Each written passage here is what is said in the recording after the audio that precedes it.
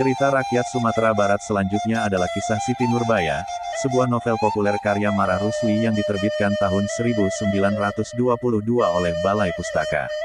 Kisah ini menceritakan tentang kasih yang tak sampai antara Siti Nurbaya dengan pujaan hatinya Samsul Bahri, karena dipaksa menikah dengan Datuk Maringgi sebab terlilit hutang. Dikisahkan bahwa, Siti Nurbaya merupakan seorang gadis cantik jelita, santun tutur katanya dan lahir dari saudagar kaya ketika itu. Di sisi lain, Samsul Bahri adalah pria tampan dan baik hati, anak dari seorang penghulu yang disegani, dan datang dari keluarga terpandang. Singkat cerita, mereka berdua saling jatuh cinta dan akhirnya memadu kasih. Tak lama menjalin kasih, mereka harus berpisah karena Samsul Bahri harus melanjutkan pendidikannya ke tanah Jawa. Sekian lama waktu berlalu, semua masih romantis. Surat menyurat menjadi pengobat rindu di antara mereka. Sampai akhirnya ayah Siti Nurbaya bangkrut dan akhirnya jatuh sakit. Ekonomi yang kian memburuk memaksa ayahnya untuk berhutang kepada seorang saudagar kaya bernama Datuk Maringgi. Lama-kelamaan, hutang pun kian menumpuk. Tibalah masanya bagi Datuk Maringgi untuk menagih piutangnya. Setibanya di rumah Siti, Datuk terpesona melihat kecantikan wanita itu. Datuk Maringgi akhirnya menawarkan untuk meminang anak gadisnya, sebagai ganti pembayar hutang.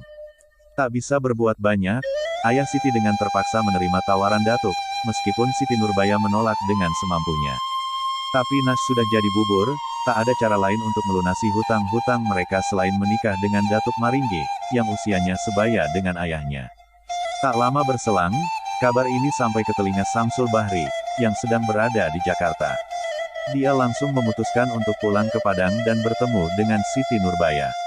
Ketika diketahui oleh Datuk Maringgi, dia langsung marah dan menyebarkan fitnah, sehingga dia diusir oleh ayahnya dan kembali ke Jakarta dengan segera. Perasaan yang masih belum tenang akhirnya menemukan ide. Dia menyamar menjadi tentara Kompeni Belanda, dengan nama samaran Letnan Mas. Sementara di kota Padang, Datuk Maringgi akhirnya menjadi benci kepada Siti Nurbaya. Kemudian dia memberikan lemang beracun melalui pesuruh untuk diberikan kepada Siti Nurbaya. Tragis, Siti Nurbaya menemui ajalnya setelah memakan lemang itu. Singkat cerita, Samsul Bahri yang menyamar menjadi Letnan Mas berperang 1 lawan 1 dengan Datuk Maringgi karena tragedi Balesting, di mana saudagar-saudagar pribumi tidak mau membayar upeti di bawah pimpinan Datuk Maringgi. Pertempuran itu akhirnya tewas, begitu pula dengan Datuk Maringgi. Kisah di atas adalah bukti bahwa kasih tak selalu sampai.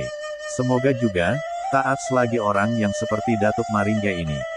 Untuk mengenang cerita tersebut, dibangunkan sebuah jembatan bernama Jembatan Siti Nurbaya, yang menjadi salah satu ikon kota Padang hingga saat ini.